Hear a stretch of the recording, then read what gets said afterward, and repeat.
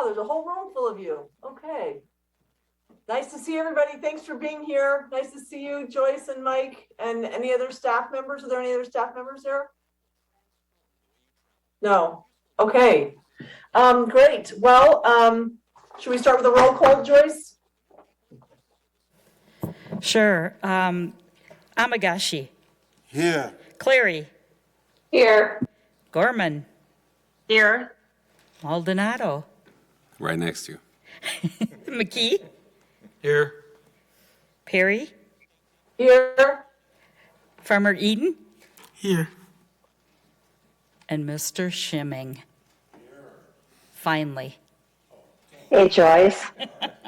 Yes? Oh, Marshall, yes. Yeah, Merton's here. Marshall is here as well. We have a quorum. All I present think and we accounted have an for. entirely full committee. It seems like we might have a full committee. We do. Yeah, that's fantastic.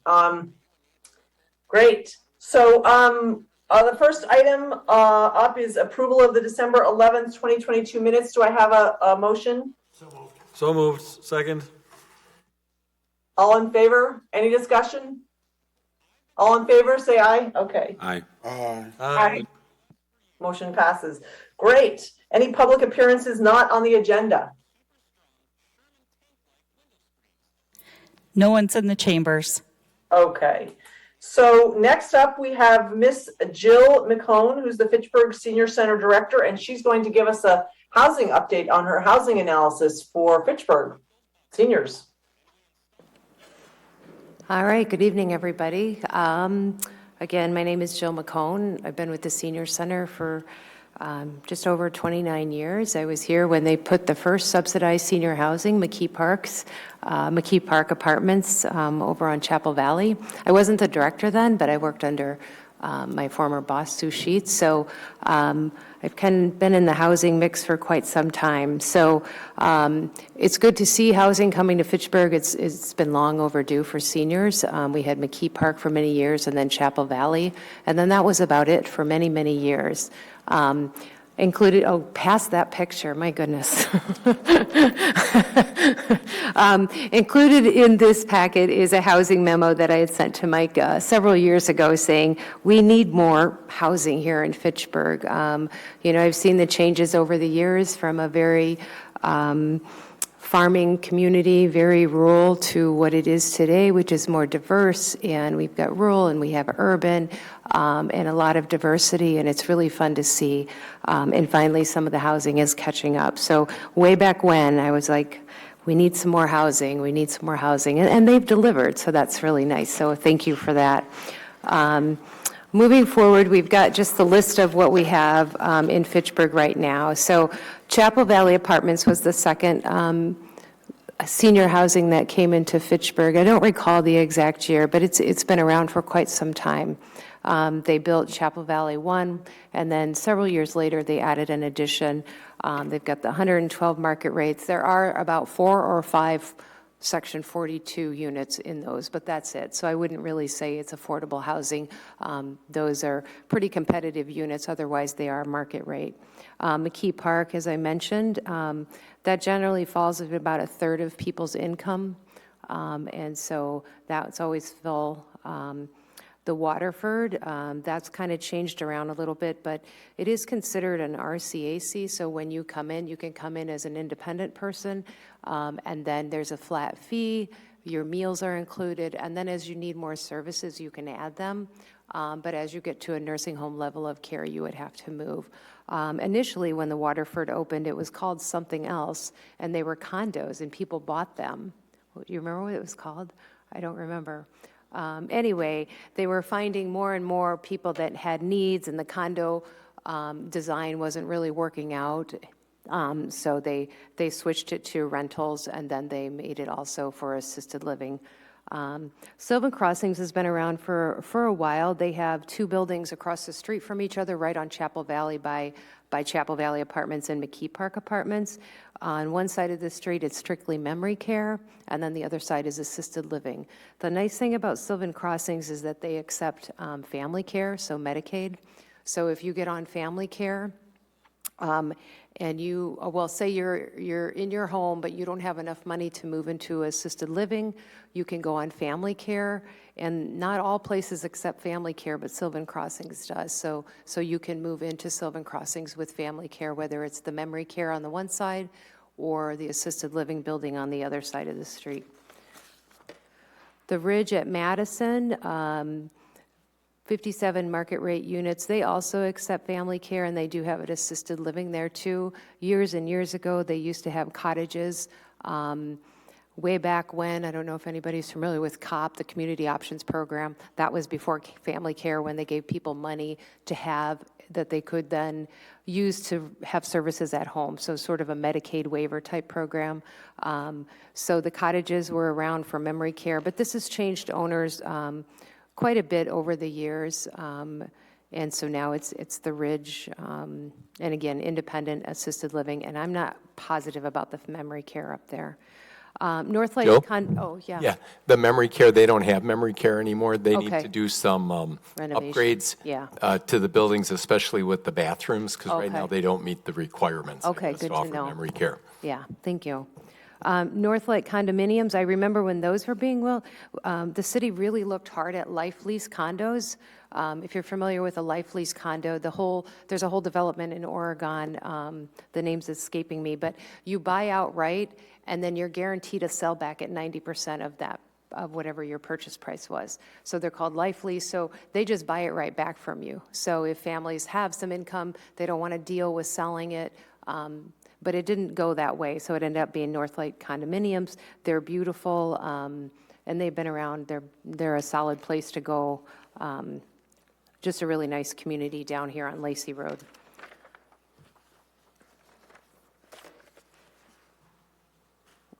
I don't know if I can talk a lot about the study finding, Mike.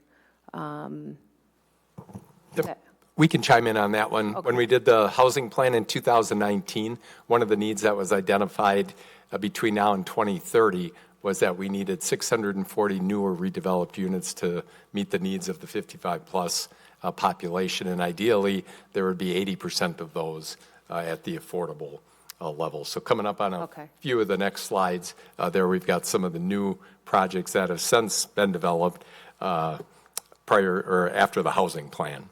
Yeah, great, thank you. So as Mike alluded to, here's some of the new projects on this next slide. Quarry Ridge Resort Lifestyle Community, very beautiful community, sits behind Target, senior only. They've got a wonderful model there with, I think they have a physical therapy, they have some connections with some health services, which is pretty nice. They have a big indoor theater, they have a bar. When they say resort lifestyle, that's really what it is. It's a beautiful facility. So they just opened, I want to say in July, maybe. Let's go over to the Limerick that just opened last fall. Beautiful facility right on the roundabout on Lacey and Haight Farm Road. That is affordable units. I think they're about half full. They're getting there. We have several seniors that are now coming over to the senior center from the Limerick. So, when you look at affordable, it's all based on your income. The least expensive one bedroom would be around $1,000, $1,100, and then they go up to $2,000 a month if you move into a two-bedroom. And the Highline, similar pricing, 160 units that was opened kind of right after COVID, almost 2 years maybe this summer. Yeah, and so affordable units there as well. That one is up on the corner of Traceway and Fish Hatchery on a bus line, which is nice. Limerick is not on a bus line. I'll sort of give you my take on some of those issues If I could after ask, this. what's the, we had talked before, and I think it's fine now, but the occupancy on the High Line? Because that was slow to get going, I think, because of the, Because of COVID. Timing, Yeah, yeah. but now I think they're in the high 90s oh, great. there. Yeah. But it's hard to kind of match up those last units with kind of that specific resident profile to kind of meet the various income levels for those particular units. Well, and don't they have some units that are market rate? Yes. Yeah. Yes. So it's more mixed where Limerick is all affordable, Right. right? Yeah. Yeah. Although I think one thing maybe Jill will touch on later is the High Line went into the hotels for housing program to fill some of the units. Right. And the money is going to, the funding for that is going to end at the end of this year, I think. So that's going to be a challenge for all of us Yeah. here, not only in Fitchburg, but in the greater Madison region. Yeah, as far for as sure. that population. Yeah, and I can expand a little bit on that. That used to be, it was called homeless to housing, I think, where they put homeless people in apartments. And then when COVID hit, or no, what was it? So then it was hotels to housing. They put homeless people in hotels to get them off the streets. And then it seems like it came about during COVID when the county accepted a lot of money to do the hotels to housing. And so they did then relocate a lot of older adults into senior housing that were previously homeless. But as Mike alluded, the money runs out. Some of the money they're starting to alert people now. So what the program sort of was set up to do was help people get trained to get work, and then they could survive on their own. Well, there's a lot of issues with that I don't feel like I even need to explain. If you're homeless, there's a lot of reasons you're homeless, whether it's mental health or you're not able to work. And so when we were alerted to the fact that some of these older adults that we're working with would have to have job training and go to work to help pay for some of their rent, that's just not going to happen for a number of reasons. You're talking older adults in their mid to late 70s, or again, people with mental health issues or disabilities, that they're not going to be able to afford rent in Dane County. So the county contracted with different providers. Initially, it was Catholic Social Services, and then it was Lutheran Social Services. They're technically the case managers for the hotel to housing clients. And then there's another actually private entity that takes on some of the folks as well. So we work closely with Lutheran Social Services to try to do what we can for these older adults, but really the responsibility lies on them. They're getting reimbursed to help the folks when the money runs out. Limerick also contracted with Dane County, and they've taken in some hotel to housing clients, or at least they have apartments allocated for that. So we'll see where it goes. Again, it was a great concept, but the reality of what happens when the money runs out is pretty scary.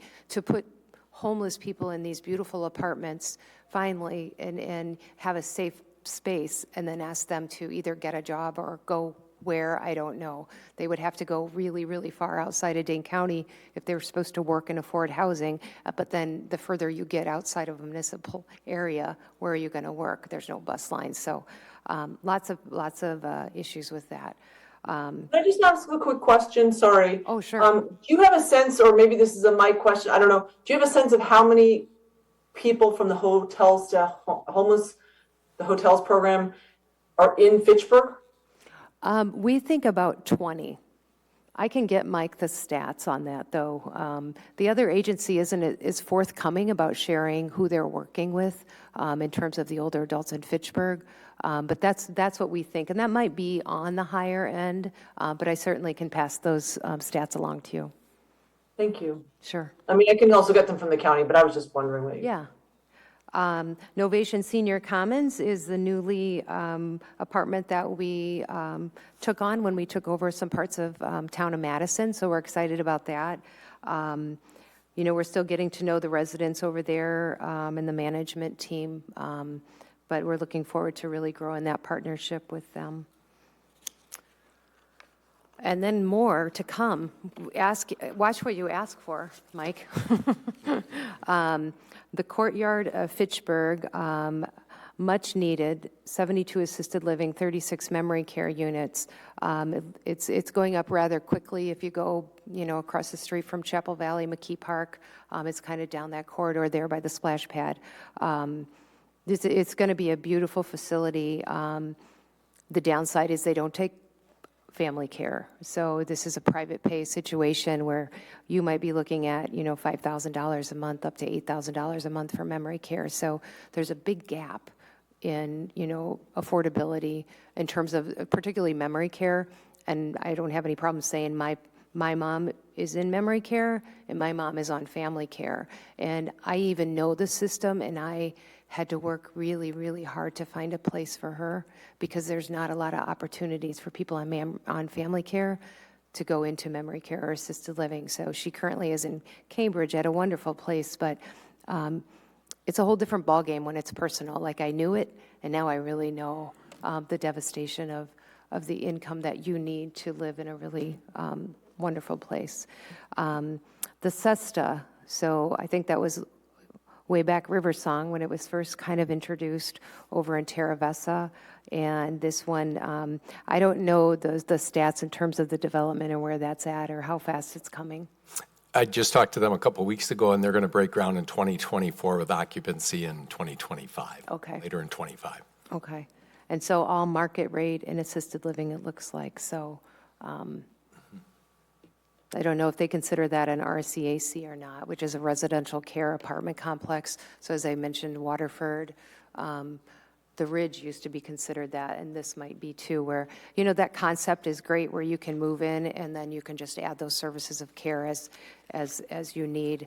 None of them would have a nursing home level of care, but so that's kind of where we're at. As I've said, I've been here a long time, and we've, thanks to the work of Mike and Joyce, they got a lot of housing for older adults in Fitchburg, so people can, age for as long as they can in home, but stay in their same community, which they want to do.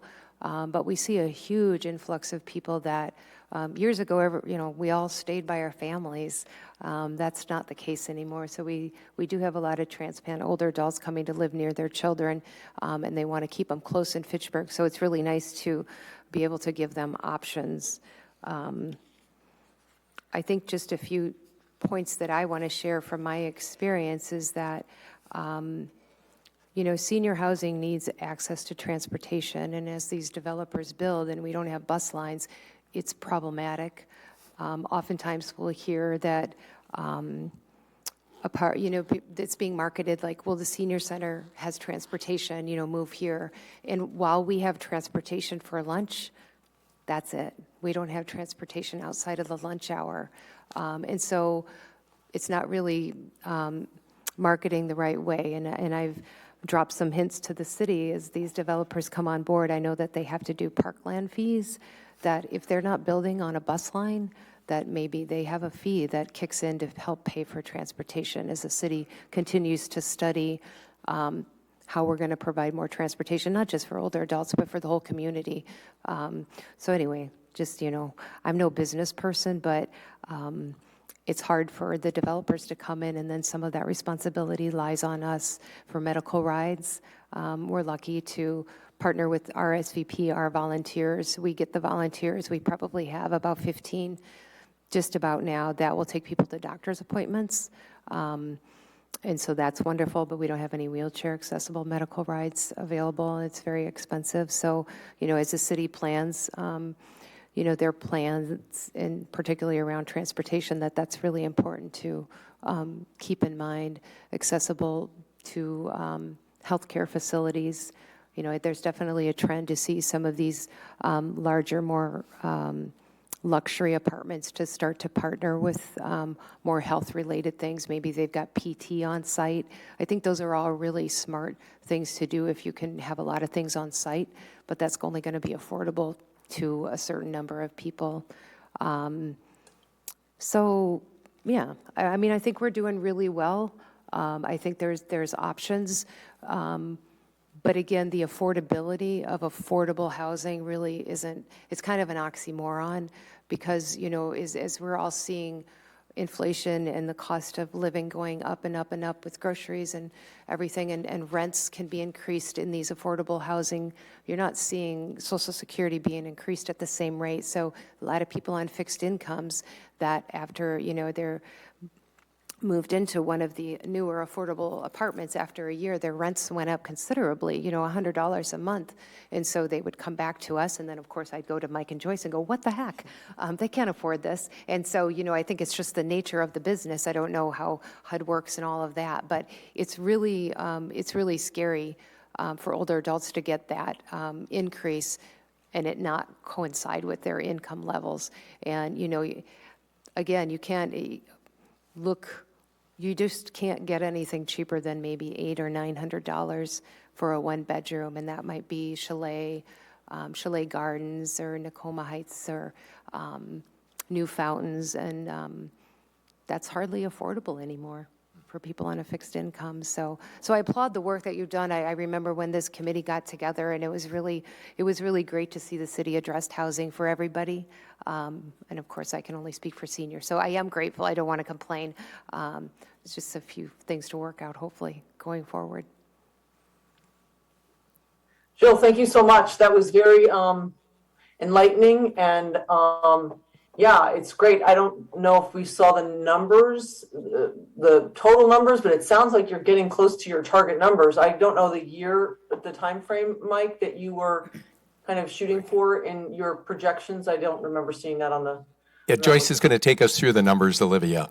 Oh, awesome. Give you guys too much information, you know, otherwise you won't pay attention, right? Before Joyce goes on, does anyone have any questions of Jill?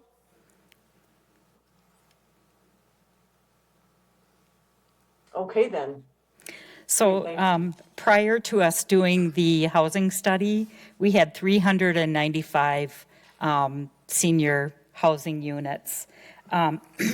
With the proposed Cesta and the courtyard of Fitchburg, we'll have 754, with of those units, 330 are affordable at this time.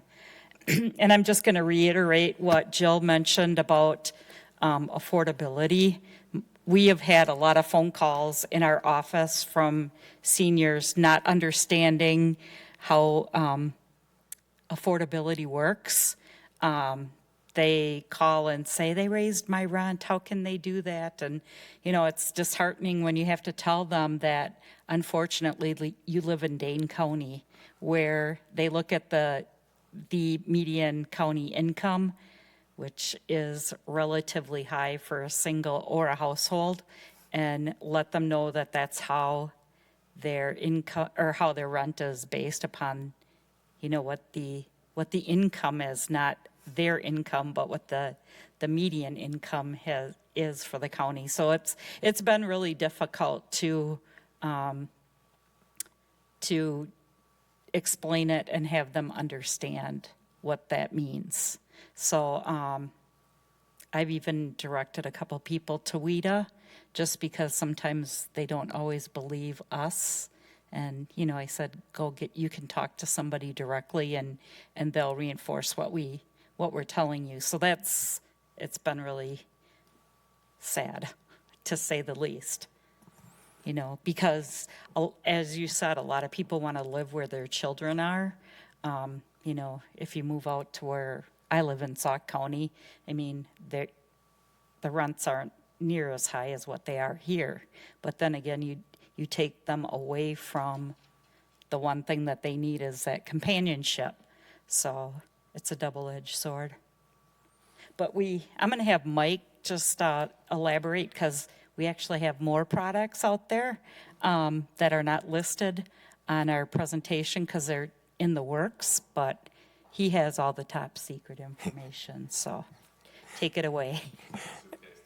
Yeah.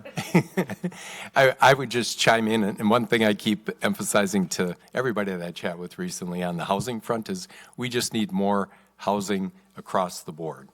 Everything from single-family housing to market rate apartments, all age, to market rate for seniors, to affordable for all age, to affordable for seniors. And until we build enough units here to get the market back in equilibrium, it's a challenge for all of us, because we're the fastest growing county in the state of Wisconsin, you know, here. So as you'll see in the ARPA and TID investment plan, we've got 2 neighborhood plans on there, plus a comp plan, major comp plan update, and it's specifically because of we want to try and stay ahead of the inventory of land needed for that growth and development. So specifically on the senior housing front, some other things that are in the queue yet is we're working with Royal Capital, our friends Kevin and Terrell, on the clean fill site between Highway 14 and MM. And in that development, they're proposing another 80 units of specifically senior housing. That would be Section 42. So that would bring us another 80 units of affordable units. One of the things we've tried to do with the senior housing is we kind of looked at Fitchburg geographically, and as you notice, they're dispersed kind of down our three main north-south corridors. So we've got some on the west side, and as Jill pointed out, we've got the Quarry Ridge over there. Another project that'll probably be coming is there's one more lot in front of Quarry Ridge, right behind Super Target along Fitchverona Road, and there's a developer that's going to bring an assisted living and memory care product that'll complement the Quarry Ridge development over there, and that'll fill in that location. Then we've also got another senior housing developer that's looking at various sites around the city to do a continuum of living and care. And one element that they would also bring, in addition to the independent, the assisted, the memory care, is also nursing care, which is something that so far the recent developments that have occurred in Fitchburg haven't brought that level of nursing care. So that's one that we're working on.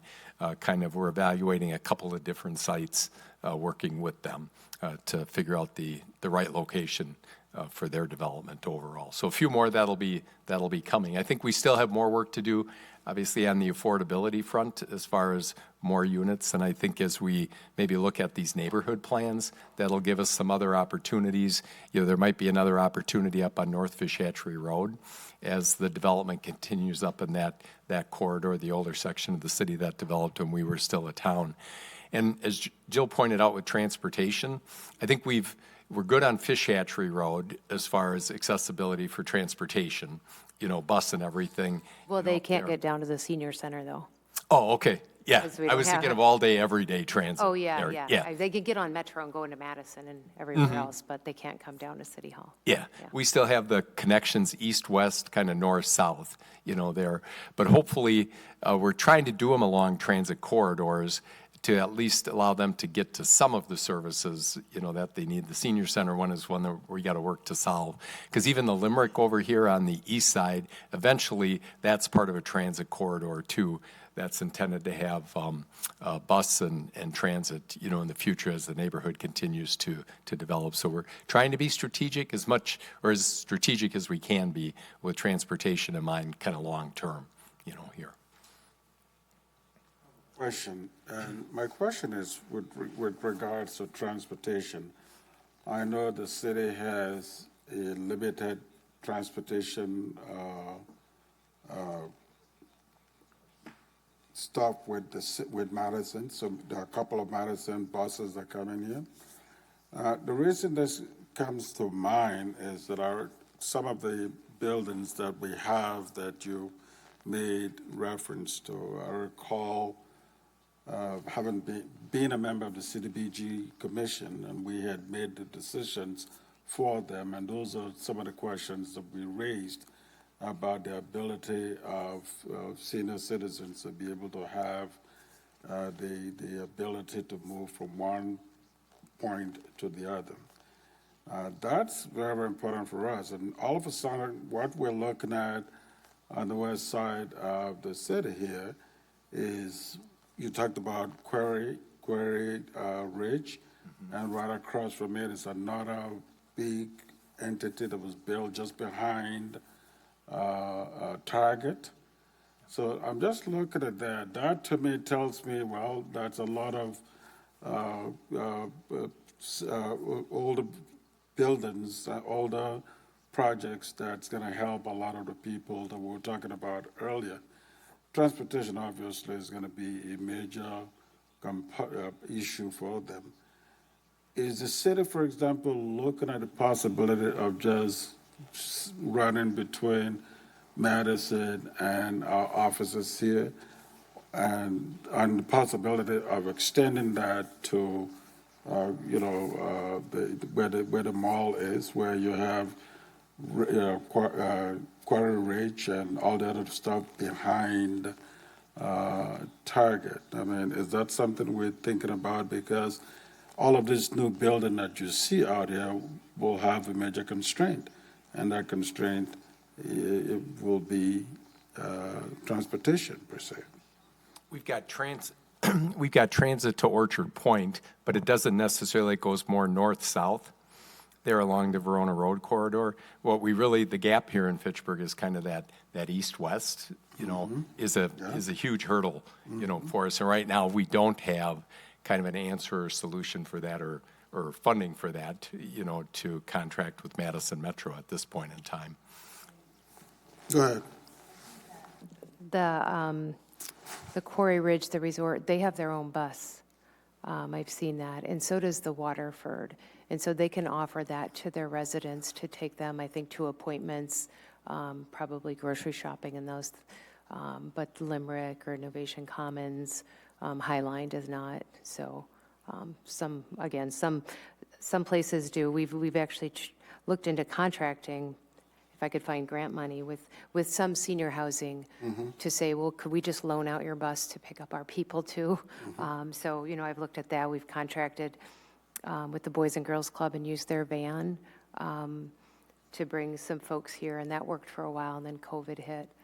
But, there's some, outside of the box ways to look at it, but it's definitely a big concern as more development comes and there's not a bus line, or even the Metro Plus, which is the wheelchair accessible transportation, because that will at least take the load off of our getting people to the doctor. If they qualify for Metro Plus, then they have that door-to-door service to go to doctor's appointments. So something to consider. But I mean, I know the city is trying and they are looking at lots of ways. So I think there's a transit study happening again. So I have a question for you, Godwin. Yes, ma'am. What bucket would they look at under CDBG for transportation for seniors? Well, I don't know, but let me tell you what happens. A lot of these developers, when they came up, so those are some of the issues that we raised at CDBG meeting. And what we were looking at were issues like this, where, okay, you're building a new place, X number of the units for, senior citizens, et cetera. They have issues of traveling from point A to point B, et cetera. And many of them, somehow, as you saw in Query, they more or less decided to bring that to the table, because one of the issues I had raised when this whole thing started out, knowing where they are. Not far from them is another big unit on the right side if you're going towards Verona. The point here, obviously, is that it's something that maybe the county should take a second look at, and equally, we as a city should really begin to say to ourselves, well, things are happening. The presentation you made showed the direction we're going. And make no mistakes about it, transportation is going to be a problem sooner or later. Right now, it's beautiful. You've got Target up there. You've got Hy-Vee on the other side. It's not a major problem for a lot of the people in that area.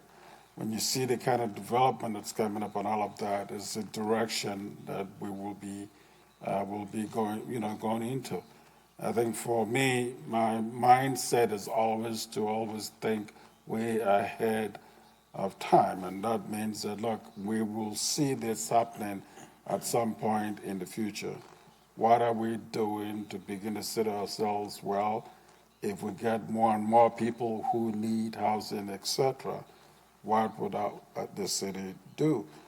You've heard Madison is thinking about getting new buses and things, and they've gotten money from the federal government.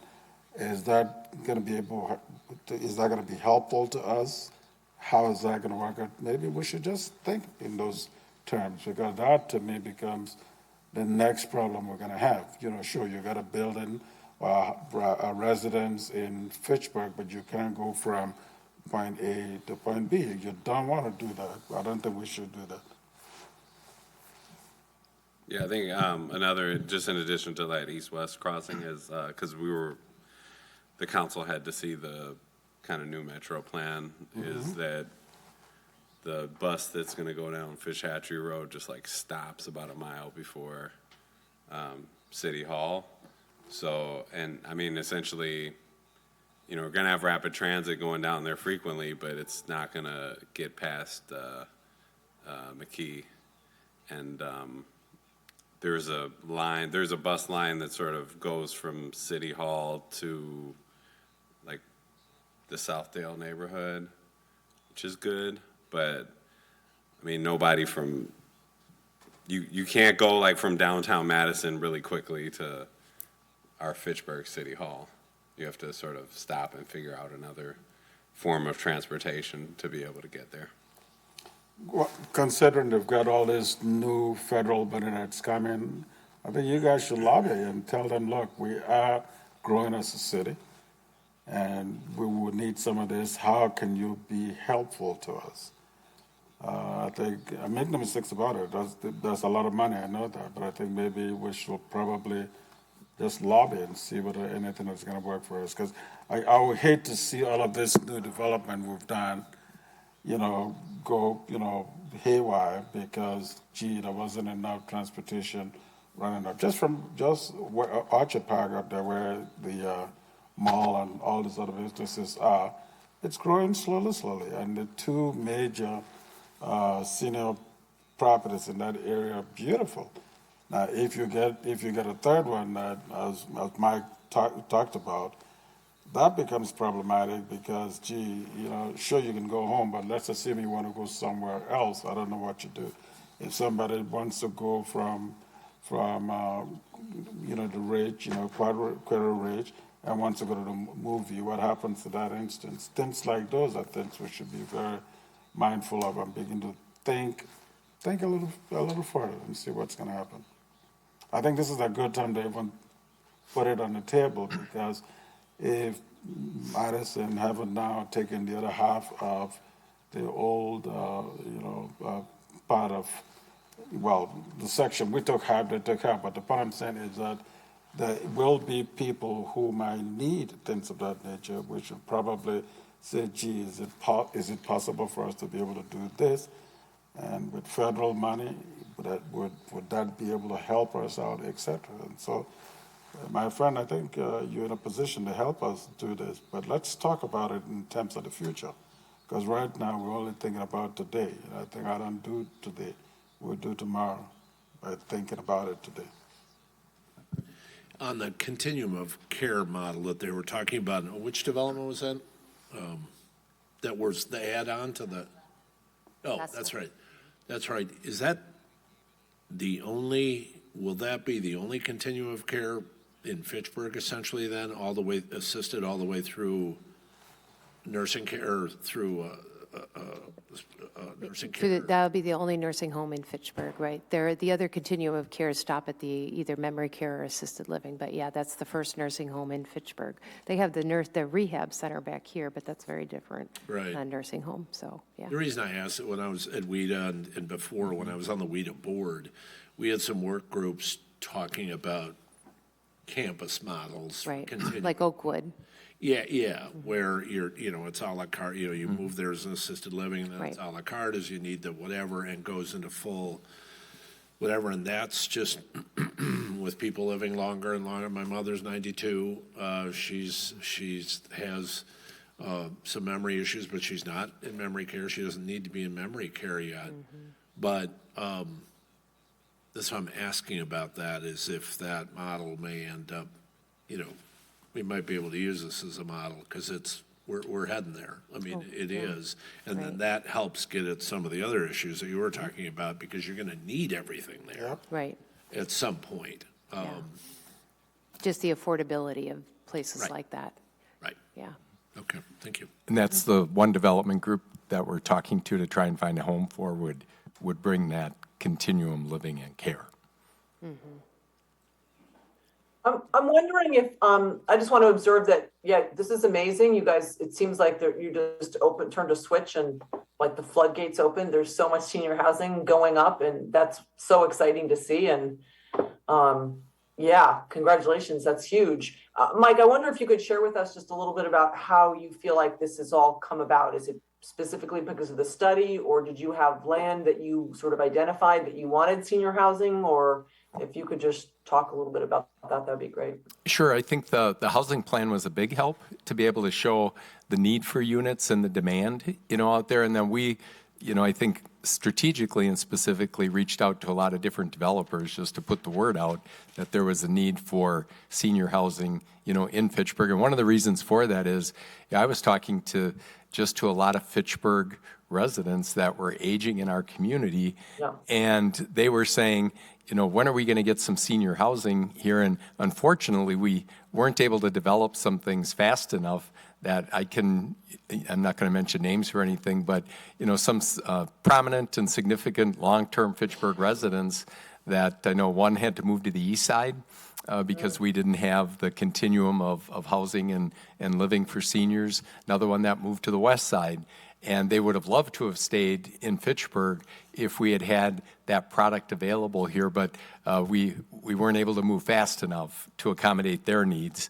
Now we're adding a lot, but I think we still need to bring some more, out here as far as the aging population that we have out here. But we made good strides, but we've got work to do on the affordability front, and then I think on that continuum of living and care campus that brings that whole continuum is still, we still got some gaps and some voids there. And the problem you just mentioned was, when I was at WIDA, was usually the problem in rural areas where there was just nothing close by. I mean, we were working on a project in Florence County that we wanted to put tax credits in. There was no financial institution that had done tax credit projects, anywhere close. In fact, we ended up finding a bank in Upper Michigan, like 40 miles away, but they were willing. So Farshad, sent Farshad up to kind of help coax them along a little bit on that and train them on that. And we got land donated by somebody, but we couldn't get the rest of the pieces of the deal done. And so otherwise the closest place, it made me think of it, because the closest place they go is Crivets or Marinette, which is a pretty good hike from where a lot of them are living, and this is an older, so but so that was, the sparse population side of the problem. Where here we have the population, we just don't have the, so. One other thing I would add, Olivia, is that WIDA was very helpful, and Brian was very helpful at WIDA with the affordable projects in particular, because, we lined up a couple of projects in a matter of 1 or 2 years there, and to be able to get the tax credit support from WIDA that we did for those affordable units was really critical to drive those projects and be able to make those happen and make them viable. Can I just ask a question? If any of you know, how do you get more affordable housing? I mean, is there programs at the state or the county level or the federal level that the city could pursue that would make housing even more affordable than what we have here? That would take about a week, this meeting. Okay, no It'll worries. be here a while. I thought it was a loaded question. But I would say there are resources out at different levels, sometimes multiple levels, depending on the issue. But, we'd be out trying to do even Section 42 projects and have opposition, not in Fitchburg, but in some communities around here that you would think would be more open to such things. And unfortunately, they weren't, in the affordability, the old Pioneer Square building on University Avenue up by the McDonald's by Hilldale, which was not in the city of Madison. It's actually in the village of Shorewood Hills. And we had a really nice project. And what was driving that was University Hospital. They needed a place for nurses to live and for people who worked at the hospital, because otherwise all those neighborhoods are, they're very expensive around there. And the village voted it down. And that was this wasn't, their kind of, Section 8 paranoia. This was Section 42, worker house, all that sort of thing. And it would have been a really nice project, a good partnership with the university. And so I was profoundly disappointed by that. But it's not, there are resources around, but I will tell you from WIDA's, and I'm not at WIDA anymore, but from our perspective, it was certainly better when communities came in with a plan and had thought it through. Because a lot of them it was very project-based, and they'd come running in saying, hey, have you got something for us? But it certainly helped. And that was the case with Madison, the city of Milwaukee. I mean, Madison came up with a plan. Not everybody agreed with it or agreed with every, piece of it. But, I'd always tell Tom Barrett down in Milwaukee, because he'd complain because we were sending a lot of resources to Madison. I said, yeah, because they figured it out. We don't love every piece of it, but they figured out a plan, and that's why we went with it. And so it's good that we have these kind of discussions, because you gotta get those issues on the table. Jill, I just have a follow-up question for you. When you say, is there any way to get even more affordable housing, do you mean in terms of like more units or deeper subsidy? Deeper subsidy. So you're seeing, you'd like to see more units that are for folks at 30% or below the area median income as part of these mixes? Yeah. And like the High Line on Fish Hatchery Road, that under the WIDA program, Brian, has to average 60%. So in that building overall, they can go from kind of 30% of median income on up to market rate, but overall they have to average kind of 60% there. So it meets some need, but obviously there isn't, probably a huge number of units at more than 30-40%. Yeah, exactly. Make sure that they meet that 60% threshold overall. Right. I think you outlined that though in your housing study recommendations, didn't you? Like a range of affordability? Yeah, I think we had some details in there as far as the demographics. Targets, yeah. So as we said on the affordability front, we still have, kind of work to do, not only with the senior population, but also with workforce housing in all age, as well. Well, and again, I think that, this inflation that we're feeling now is really skewing a lot of stuff. People are really struggling for food and rent and everything, and I don't know if that's going to go down, and it's just going to get worse because, again, their fixed incomes aren't increasing at those rates, so, yeah. I think Social Security, and my mom's on Social Security, I think her Social Security just went up about 8 or 9%. But Yeah. I'm not sure. Right, they got a jump this year for the first time in a long time, considerable considering, but yeah, still not as fast as inflation has jumped in the last year or so. Yeah. And I just want to mention that entitlement is an issue that we've had since probably 2008, as we just haven't kept up with the demand for housing as far as even single-family lots, which is a huge, when we're like halfway between the east side and the west side, so our location is second to none. And when people are looking for a place, they think this is a good deal to be out here, and what does that do? It drives the prices up because there's a much bigger demand for housing. And like Mike said, we haven't really had an inventory of lots coming online steadily over the years like we did in the 90s and probably the early 2000s. We had a drought there for a while, and that just makes things more difficult to catch up.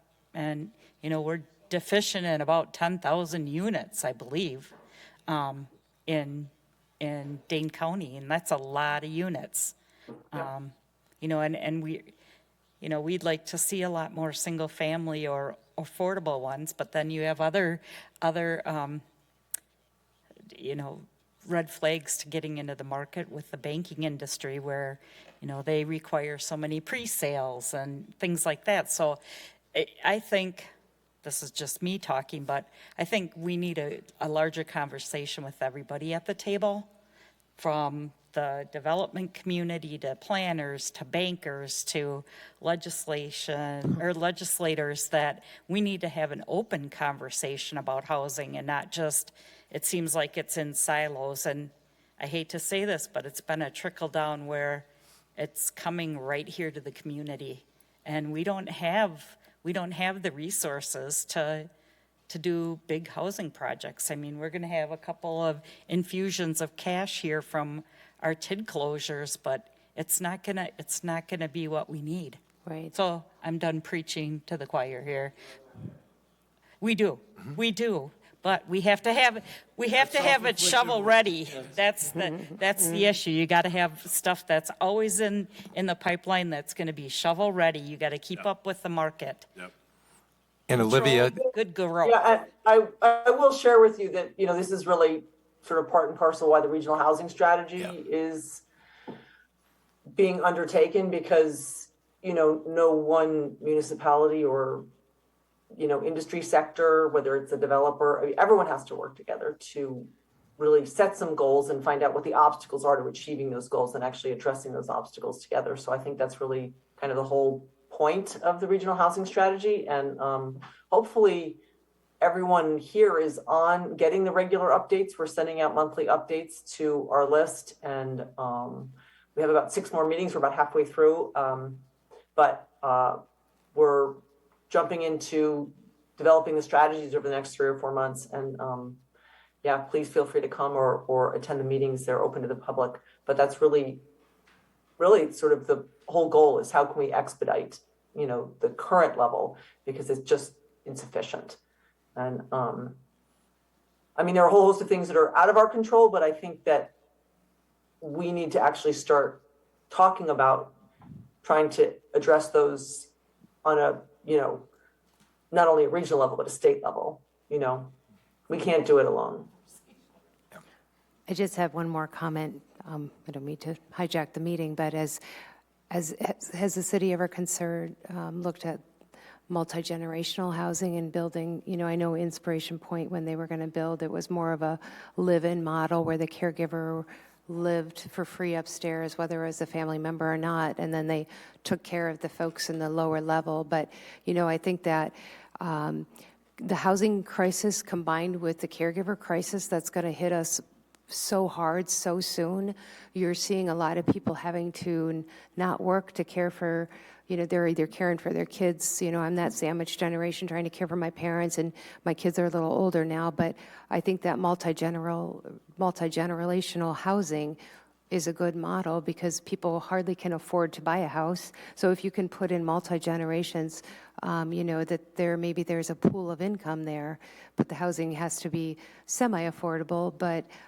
have room that's, senior friendly and that sort of thing. And I don't know if that's a trend or there's models to look at, but I think that is definitely something that is more sustainable for families that want to take care of their parents, that can't afford to put them in luxury senior housing, that don't meet the family care levels, income requirements. That now in this world of being able to work remotely, how wonderful if somebody could stay home and care for a parent. It doesn't have to be full on, hands-on care until they might start wandering if they have dementia. But if they can't get their meals or they can't get to doctor's appointments, to be able to work from home and then, care for your loved one is a really good concept. I just don't know how that looks in the business world, but that's a model that I hope the city would look at.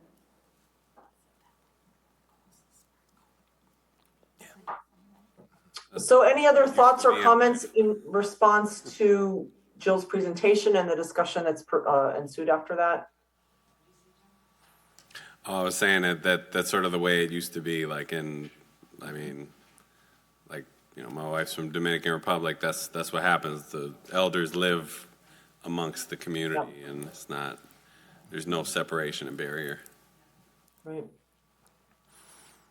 just Olivia, off topic completely, I would just add on the transit front there, one thing that, we really need here regionally is to be allowed to have a regional transit authority, because the one-time federal money is helpful, but until we have a sustainable source that covers not only the capital expenditures, but the operational expenditures, it's really hard for us as a region to kind of connect the dots, literally, from a transportation, standpoint. And for a community like Fitchburg that doesn't get automatic allocations of federal dollars, we're really hamstringed there, that isn't a source that's available to us to really have a well-rounded and robust transportation and transit system. Now, I remember us having this conversation about a regional transit. I think it's happened on and off over the years, but I'm not remembering why we haven't moved forward. But yeah, no, I completely agree. Hey, but on a good note, we're getting B-cycles, so Yep. we might have another means of transportation for some people and their e-bikes, so that's kind of exciting. That's great news. Hey, should we go to, thank you so much, Jill. I think we're going to go to the next agenda item, but I really appreciate that presentation and, yeah, just this opportunity to have a discussion about the housing needs and what you're doing and, yeah, your thoughts about how important it is to integrate this senior housing with the community. Yeah. So thank you so much. Thank you. And just a shout out to Jill and her whole team at the Senior Center for just all the good work that they do with the senior population here in Fitchburg. And I think you've maybe seen some of the recent press as far as how quickly they pivoted and adjusted to make sure that the meal program for the seniors, they didn't miss a beat there. And kudos to them and kudos to our Fitchburg businesses that stepped up. So they really made that seamless where it really could have been a big crisis for our senior population here. Right, So and a lot thanks of for all credit your efforts on that. goes to Mandy Miller, the nutrition manager, but we are recognizing the businesses tomorrow. Oh, yeah, you knew that. Joyce helped me to thank them for all their work. So it's a great community, and so hopefully the future looks bright for not just seniors, but everybody. So thank you for having me. Thank you. Thank you so much. Next on our agenda is resolutions, ordinances, resolution R2223. Joyce or Mike, do you want to talk us through this? Sure, this is, and there was a link in the packet there to Yeah. look at the ARPA and TID investment plan. This is the updated investment plan that was unveiled by the mayor. That also includes now not only the ARPA dollars and the TID 6 one-time increment, but also now the TID 4 one-time increment. So there was an earlier plan that was out with ARPA and TID 6, and now this is an updated plan. And then there are some amendments that are going to be considered at the council meeting tomorrow night on Tuesday. So they just wanted to route it to all the different committees for people to weigh in on the kind of the overall plan. And a couple of items that really follow up on the discussion we just had here tonight is 3 items that we specifically, along with the planning department, requested to have in there related to trying to stay out front of the growth and development are funds for 2 neighborhood plans in the city of Fitchburg, and that would be for the South Stoner Prairie plan on the west side of the city at Fitzgerald Road and Lacey Road, and then also the Greenfield neighborhood plan to the south of us along Sain Road that incorporates the Greenfield rural residential subdivision that developed when we were still a town.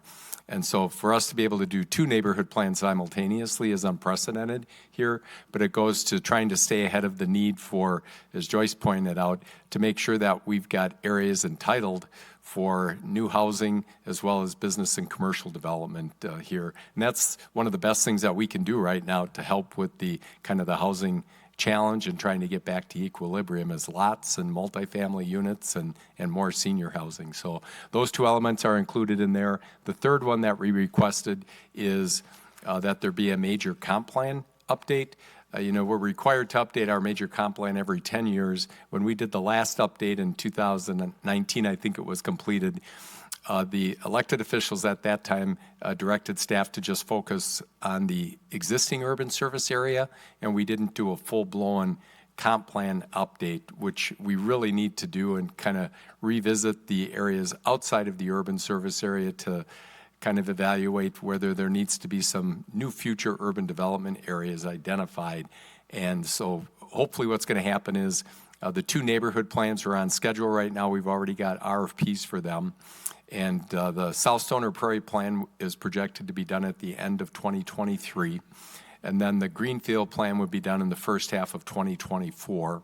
And then hopefully once both those are done by 2025, we would start that major comp plan update and look to go through a full-blown update here in the city of Fitchburg. With the growth and development, not only in Fitchburg, but all of Dane County, it just is essential that we kind of do that full-blown update and kind of look at what we need for growth and development in our community and kind of our part of the overall larger region. And hopefully, Olivia, the Dane County Regional Housing Strategy will help to inform, some of those neighborhood plans and eventually our major comp plan update as well.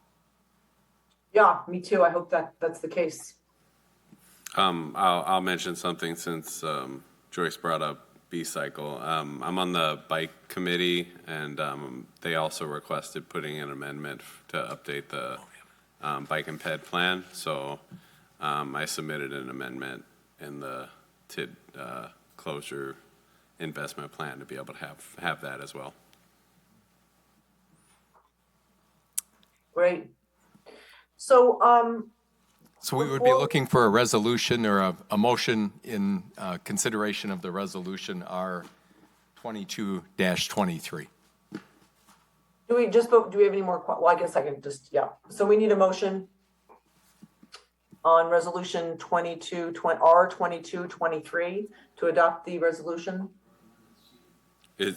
For clarification, is this to recommend to CETA, correct? This is referred directly to us. Yep. So I'll report out in the morning what our decision was. Yep, To for the the council. council meeting. It's tomorrow night, yep. For tomorrow night. So this is directly to the council meeting, okay? I'll move. Yep. So we have Joe and. Did we have a motion and, We have a motion from Joe and a second from Godwin to approve. okay, any further discussion or questions, thoughts, comments?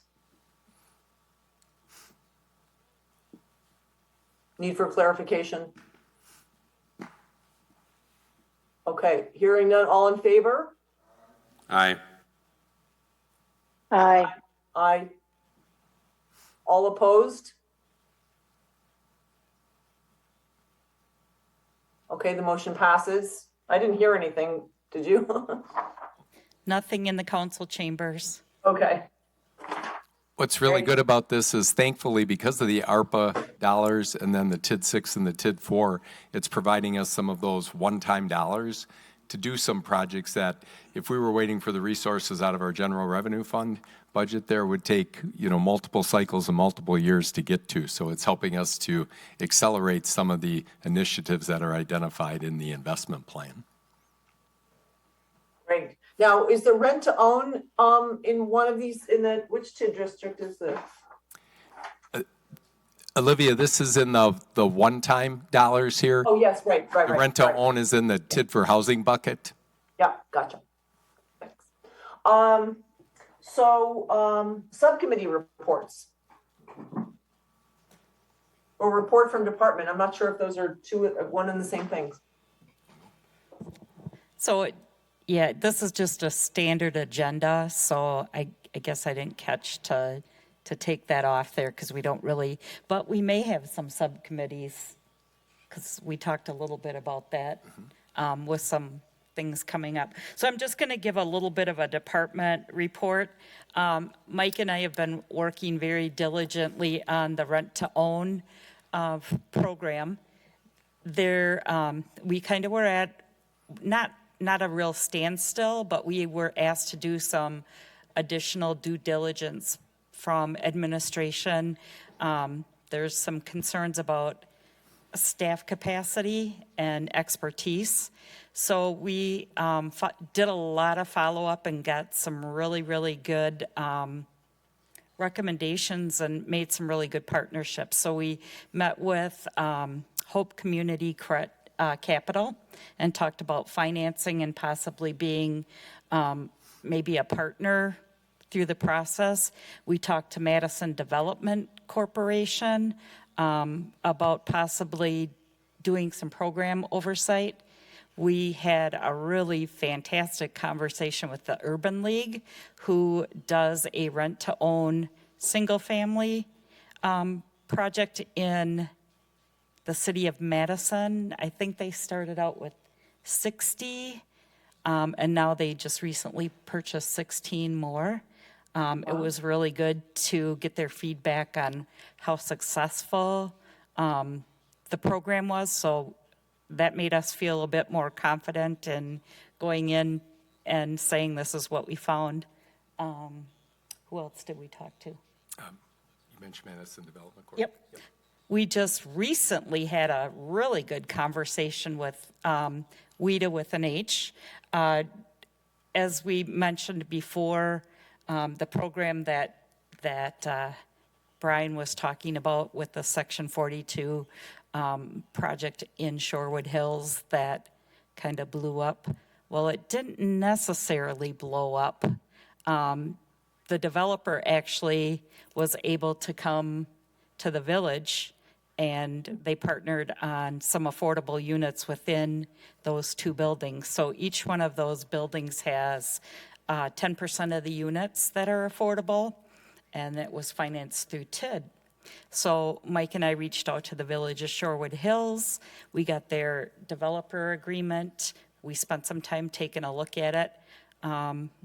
Mike has reached out to our financial advisor, who is going to do some analysis for us as a way to bring some affordable units in existing TID districts. So we're pretty excited about that. We had a developer just kind of do a pro forma on their own to give us some feedback of, how they saw the program working, and now our group is working on that too. So we're having an independent third party give us their kind of input into how this might work. So that kind of gets away from that, oh, well, that's that Section 42 project, or, oh, that's that affordable housing project, because we all know about NIMBYism. So Now, are this single family you're talking about, or are you talking about the multifamily developer from Shorewood? multifamily. Okay. For the As part boulevard of and the lodge. Yeah, they use that model. So we reached out to WIDA because we found out that WIDA actually does some of the compliance end of it, which would free up us, because we're not experts in housing. So we had a really good conversation with WIDA on that. And then we also talked a little bit about, wow, would they maybe be a partner with us on a rent-to-own project, because they do a lot of the things that we'd like to see happen, like buyer education and things like that. And we thought, well, we had some ideas we're going to share with them at a follow-up conversation. Am I missing anything, Mike? I would just piggyback on the affordable within market rate. So we went to administration and finance, and we've got money authorized for a scope of services to utilize Ehlers and Associates, our financial advisors, to help us establish what our program parameters would be. And then, as Joyce pointed out, we've got our friends from Venture Capital, who are the ones that are doing a lot of the multifamily on North Fish Hatchery Road. They've got another building that's going to be coming north of the Oshala project that's currently under construction just to the east of UW Credit Union. It's going to be on the Avalon property, another 170 units. They'll be breaking ground in probably this month or early next month on that building, 170 units. Right now, it's going to be a market rate building, but they are very open to working with us that if we establish our program model to incorporate 10% of the units at 60% of median income and are able to do that with TIF support, they are very open to being a partner with us if we can figure that out. So the pro forma that Joyce mentioned, it was a really helpful exercise for us, because they basically looked at it from their perspective and showed us the numbers, and there's kind of three buckets that they had identified. There's the one bucket, which is kind of the income that they would forego between the market rate and the 60% units. So that's one bucket. Then they had another bucket for the additional administrative costs to kind of manage that kind of affordability component, and also kind of the marketing and the kind of the prospect finding for people at the 60%. And then they had a third bucket that, with the change in the income for that rent differential between the market and the 60%, what that would do for their underlying financing, especially with the debt coverage ratio with the banks there, and then kind of an interest rate differential that they would need for some additional financing for the overall project. So we're going to use that as kind of a pilot project to vet with Ellers as we kind of look at it through our program. The initial kind of bucket kind of came in at 3.5 or 3.6, I think, was the level of TIF participation. And one thing that we'll be coming to the policymakers for once we kind of put some program parameters for, if we're trying to stay within Fitchburg's, let's say, practice of TIF parameters, where it's usually up to 10% of the overall investment amount, payback period of like 10 years, we don't quite get there based on the model that Mike and Ned did at first glance, and that's why we want to kind of vet that with Ellers. So we get to, I think, like 8% of the units. So eventually that'll be a policy discussion. You know, if it does true out that way with the analysis that we do with Ellers, do we want to stay within our kind of regular TIF parameters, or if this helps us get more affordable housing, are we willing to look at kind of adjusting those TIF parameters when it comes to affordable housing? So we're kind of excited about the scope of work here, and we've already got the document from Ellers, and we can get started at any time. And we may call upon a couple of the folks from this committee, as Joyce mentioned, for our subcommittee. We've got some really good expertise, so it may be helpful for us to engage a couple of you as we're, let's say, defining and refining some of the program parameters. But if this works and becomes the model, this is a way to bring a new supply of affordable units, and we would do it hopefully through existing TID districts. But then let's say there's an area that's outside of an existing TID district. Maybe that's where we would tap into some of our TID for housing dollars that can be used citywide, and they're not limited to a geographic being within a TID district somewhere. But it helps us to kind of have a healthier balance of affordable housing kind of around the city, and gives us that opportunity. So as far as our buckets or kind of tracks that we're going down right now, we've got the rent-to-own program, which we've got kind of the 2.7 million that's already kind of designated from TID 6 to go to that bucket. And then we've got this affordable within market rate units. And then, as we had some conversations at previous meetings, there's kind of the rehabilitation bucket that we might look at for energy efficiency and those kind of things. So those are the multiple tracks that we're going down right now as the money's becoming available to us. We're right now in the process of officially closing TID number 4. So we're going through that statutory process. And so those dollars would, at the earliest, probably be available for us early summer for that bucket. Sorry, I have 2 questions, just real quick. Mike, thank you for that update, and thank you, Joyce, for that update. So the possibility for the TID to be changed for affordable housing, is anybody else, who else is doing that? Has that a discussion that's come up before? Yeah. Does the city do that? Does Madison, have a special TID? Are you talking the city of Madison? Yeah. I mean, yeah. Well, the example we looked at was the Flad model that John Flad did in Shorewood Hills. That's where we got the idea when I saw the Boulevard building. I really liked that building, and I called John and I said, "Why don't you come to Fitchburg and do a Boulevard building out here?"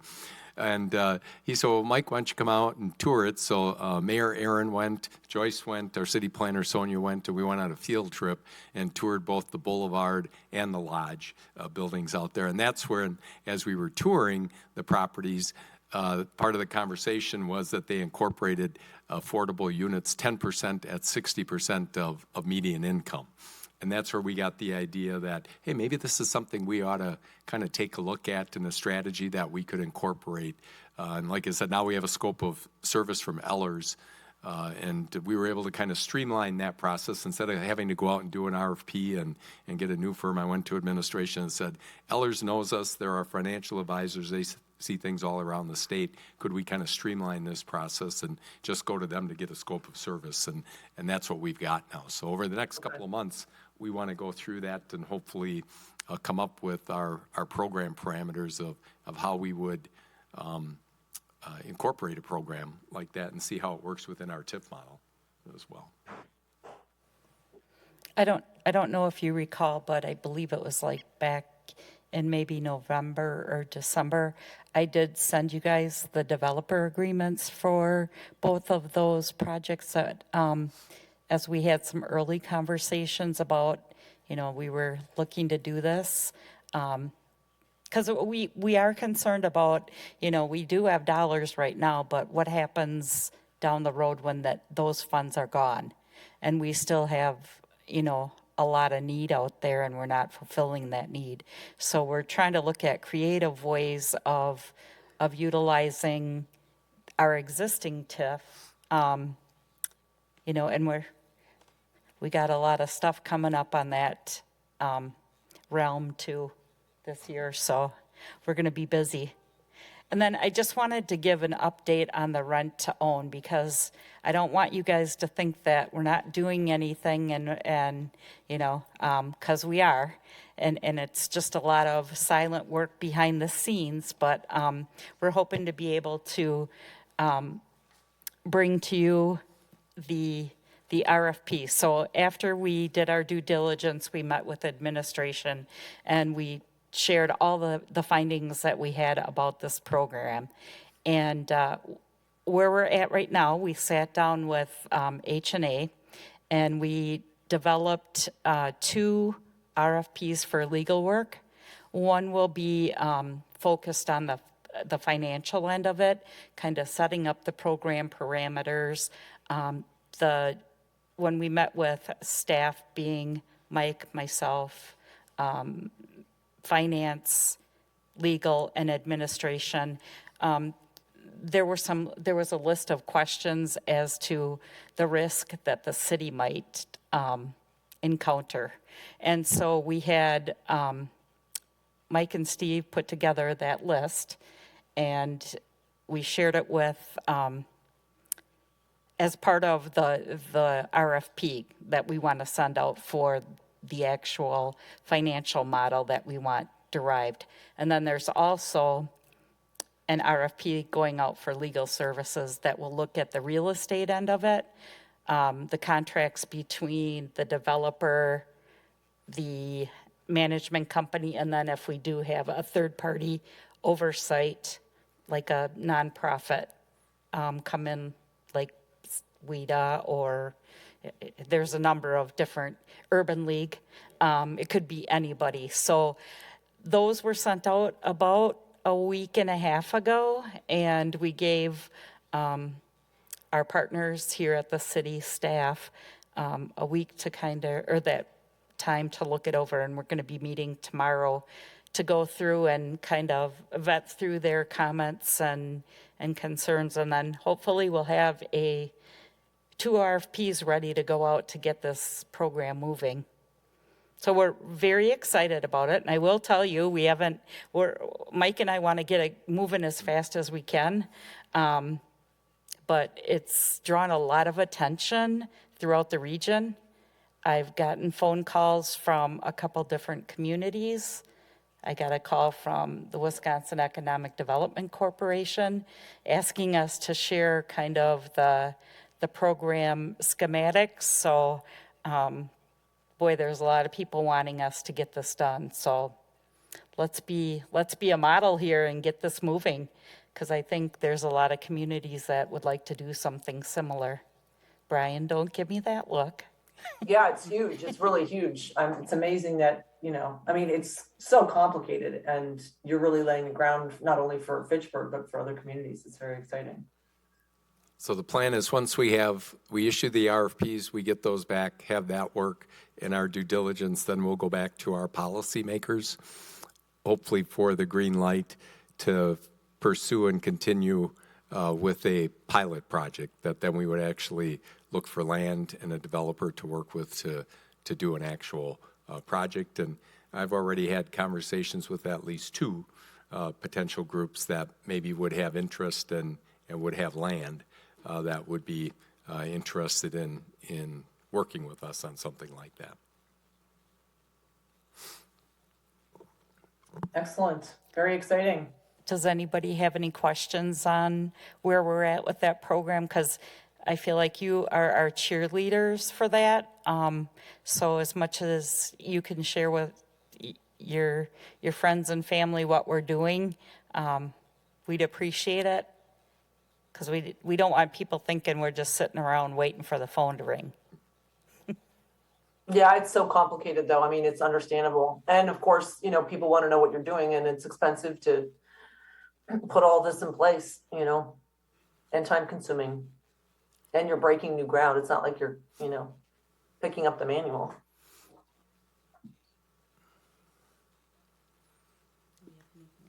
Just a couple of other updates is 2023 will be the year of TID here in Fitchburg. We're closing out the town TID that was in the Southdale neighborhood. Oh, yeah, right. So we're in the process of closing that one. But then in 2023, we're starting the process in April and plan to have it wrapped up in the middle of August or late August. We'll be creating a brand new tax increment district in the Southdale neighborhood of the portion that came to Fitchburg as part of that. So we'll start over with a brand new TID and have that in our toolkit over in that neighborhood. Then on the west side of Fitchburg, with the Verona Road reconstruction complete, we've got the Anton redevelopment plan. That's kind of our guiding parameters of the redevelopment, infill, and revitalization that we want to see. So we're looking at creating a tax increment district that will run from Williamsburg Way at the north all the way south to McKee Road with those properties. So that's another one that's on that same track of April, and then with hopefully consideration by the Joint Review Board and approval in August. And then up in North Fish Hatchery Road, TID number 10, we're going to amend that one again. And the two areas that we're going to bring in are properties west of Index Road that aren't currently in the TID district. So that includes things like the sleep clinic, dialysis back there, the Avalon Senior Living. That'll be one area. And then we'll be bringing in the, up on the Beltline, the area that was in the town of Madison that came to Fitchburg. So the Zimbrick dealerships and Bryant Road. Bryant Road's in desperate need of a reconstruction up there.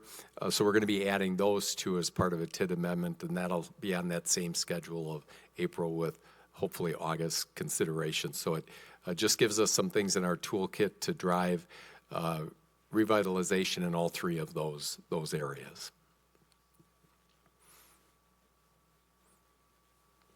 I'm so glad you mentioned Southdale. How is that going? The transition from the town to the city of Fitchburg, really went rather smoothly for us. There weren't a lot of crises or kind of hiccups there. I think kudos to city staff here, Lisa Sanford and folks kind of led good communication and outreach leading up to that date. And city staff across all departments really had a presence out there at monthly events throughout the summer.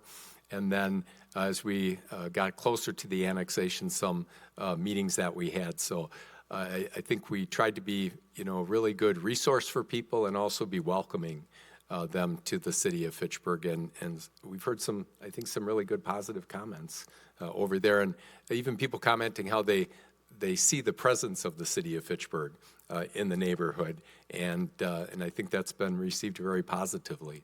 We've got some needs, over there. Olivia, you and I go way back about the need still for grocery and food, over there. So that's one that we'd like to continue to kind of emphasize. And then another big need in that neighborhood, and we've heard this from families and residents that live there specifically, is daycare and childcare.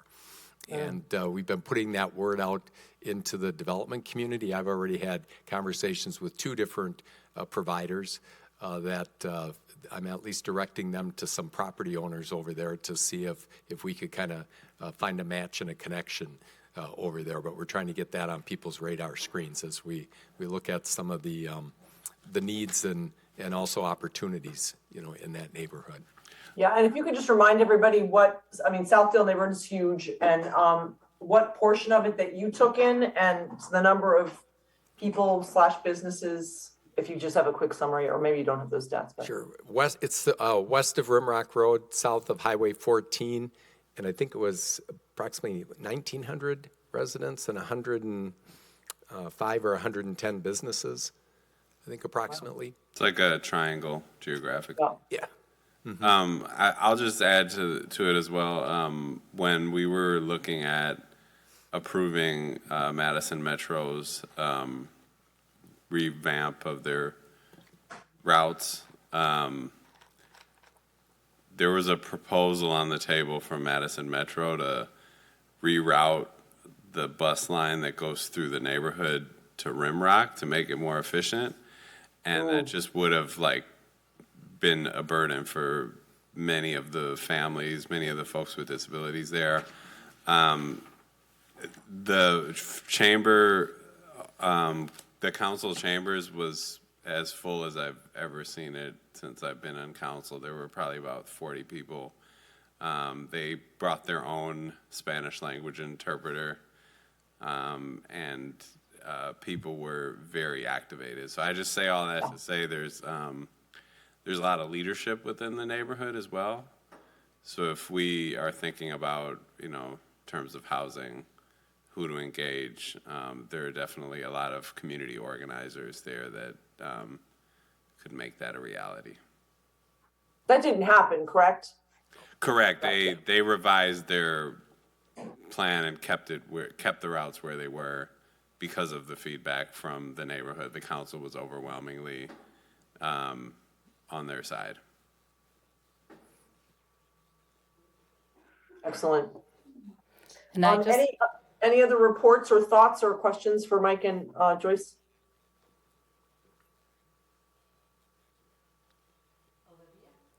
Olivia? Yes. I just have one more thing. It's the city's 40th birthday this year. So on April 25th, we will be having a proclamation at the council meeting. And we would love to see as many of our committee members at that meeting as possible. The 26th is our actual birthday. And I'm just going to tell you that we're planning a lot of really cool, fun things to celebrate our birthday. Might be reaching out to some of you people that have been here for a long time to get you engaged in the event, but some might have something to do with the bee cycles, perhaps. Some might be related to the concerts. Some might be related to our farming community. So we would love to get as many people engaged as possible. So help us celebrate our 40th birthday, and stay tuned. That's great. April 25th, that's a Tuesday. Yep. Yes. Okay. All right. Well, congratulations. Happy birthday. Very cool. 40 years. I have to say all of these things that you guys are doing and working on, I kind of would like to profile at the regional housing strategy. Every month we have a strategy spotlight for people who are, doing stuff in their community to share, or nonprofits.